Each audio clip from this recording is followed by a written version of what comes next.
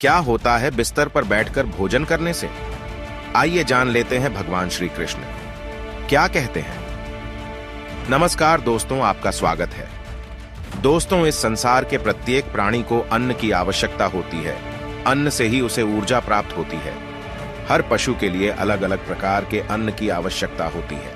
पशु भी अन्न ग्रहण करते समय ईश्वर के नियमों का पालन ही करते हैं। मांसाहारी पशु भूख लगने पर ही शिकार करते हैं, तो शाकाहारी पशु दूसरों का पालन पोषण करने हेतु अन्न ग्रहण करते हैं। इसी प्रकार से मनुष्यों के लिए भी भोजन के कई महत्वपूर्ण नियम बताए गए हैं। यदि इन नियमों का पालन किया जाए तो मनुष्य को ईश्वर की कृपा प्राप्त होती है। हमारे शास्त्रों में भोजन करने की दिशा, भोजन के प्रकार, भोजन करने का सही समय, इन विषयों में महत्वपूर्ण नियम बताए गए हैं। दोस्तों, भगवान श्री कृष्ण ने भगवत गीता में मनुष्य को भोजन करने संबंधी बहुत ही महत्वपूर्ण उपदेश दिया है। यह उपदेश मनुष्य की उन्नति करने वाला, उन्हें दीर्घायु दिलाने वाला तथा सभी प्रकार के रोगों से मुक्त रखने वाला है। जिस देह को स्वयं परब्रह्म ने प्रदान किया है, उन्हीं ने उस देह को शुद्ध और स्वस्थ रखने के लिए मनुष्य को उपाय भी बताए हैं। जो मनुष्य भगवान श्री कृष्ण द्वारा बताए गए इन नियमों का पालन करता है, उसका देह सदैव शुद्ध, स्वच्छ, विकारों से रहित तथा सद्गति प्राप्त करने वाला होता है। भगवान श्री कृष्ण ने भगवत गीता के माध्यम से मनुष्य को भोजन के प्रकार बताए हैं।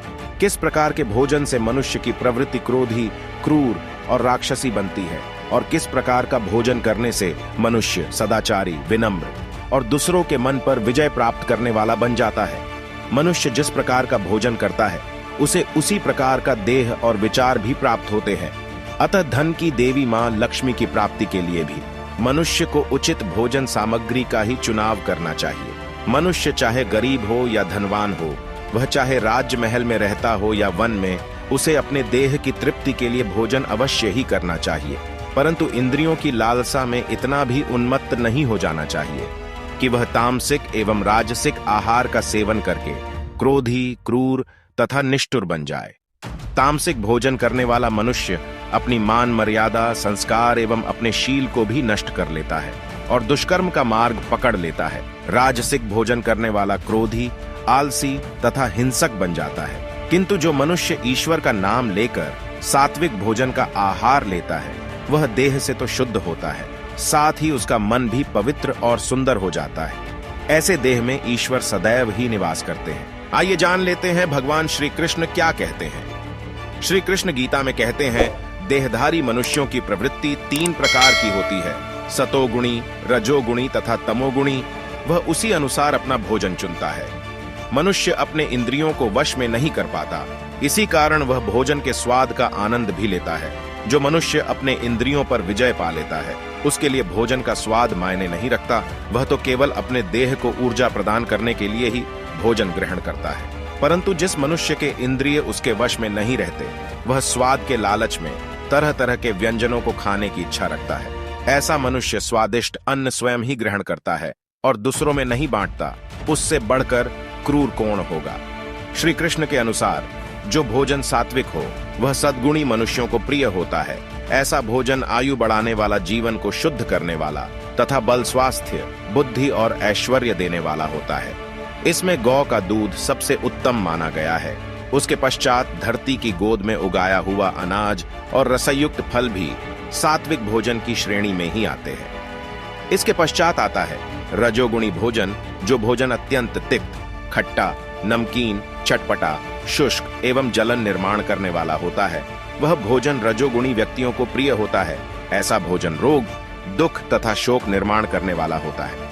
ये भीतर से देह को जलाता है और व्यक्ति को क्रोधी तथा क्रूर बनाता है। राजसी भोजन खाने में तो स्वादिष्ट होता है, परंतु यह मनुष्य में कई प्रकार के विकार उत्पन्न करता है। व्यक्ति अधिक लालची और अहंकारी बन जाता है।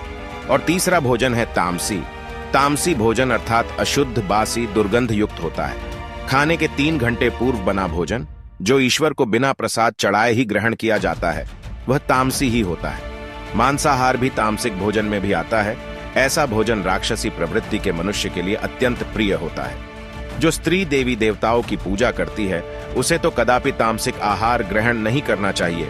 इससे उसे उसकी पूजा का कोई फल प्राप्त नहीं होता है। ऐसी स्त्री के घर से लक्ष्मी भी चली जाती है और घर में क्लेश और अशांति बनी रहती है। अतः हम जिस प्रकार का भोजन करते हैं उसी अनुरूप हमारी प्रवृत्ति भी बन जाती है। बिस्तर पर बैठकर, दहलीज पर बैठकर भोजन करना सर्वथा अनुचित है। बिस्तर पर बैठकर भोजन करने से मनुष्य की आयु कम होती है, शरीर में विकार निर्माण होते हैं। जमीन पर बैठकर भोजन करने से शरीर के अंदर की गर्मी जमीन में प्रवेश करती है, लेकिन बिस्तर पर बैठने से यह शरीर के अंदर ही रहती है। इससे रोग निर्माण होते हैं। वही दहलीज पर कभी बैठकर खाना नहीं चाहिए, इससे दरिद्रता आती है। ईश्वर को और गाय को भोग लगाए बिना किया गया भोजन भी तामसी ही होता है।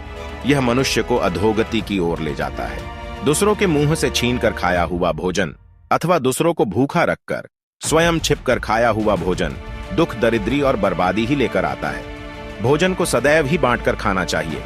भोजन करने से पूर्व मां अन्नपूर्ण का धन्यवाद करना चाहिए और भोजन को कभी फेंकना नहीं चाहिए। जितना आवश्यक हो उतना ही भोजन लेना चाहिए। शास्त्रों में भोजन को परब्रह्म ही कहा गया है, अतः भोजन का अपमान साक्षात श्री कृष्ण का ही अपमान माना जाता है। भोजन के बाद थाली में हाथ नहीं धोना चाहिए, इससे पितृ देवता रुष्ट हो जाते हैं और मनुष्य को पितृ दोष लगता है। भोजन के तुरंत बाद पानी नहीं पीना चाहिए, इससे झट्ठर अग्नि शांत हो जाती है और भोजन अच्छे से नहीं पचता। भोजन हो जाने के बाद कसरत नहीं करनी चाहिए अथवा हेवी वर्क भी नहीं करना चाहिए। भोजन के बाद थोड़ी देर तक बैठकर घूमना चाहिए। भोजन के तुरंत बाद भी नहीं सोना चाहिए। भोजन करते समय बातें नहीं करनी चाहिए। हंसते हुए, क्रोध में भी भोजन नहीं करना चाहिए। भोजन करते समय पहले के 3 निवाले मौन रहकर ग्रहण करने चाहिए। तो दोस्तों, इस प्रकार से हमारे शास्त्रों में भोजन से संबंधी नियम बताए गए हैं। उम्मीद है आपको यह जानकारी अच्छी लगी होगी। वीडियो को लाइक जरूर करें और कमेंट में जय मां अन्नपूर्णा और जय श्री कृष्ण जरूर लिखें। साथ ही चैनल को सब्सक्राइब करें। आप सभी का धन्यवाद।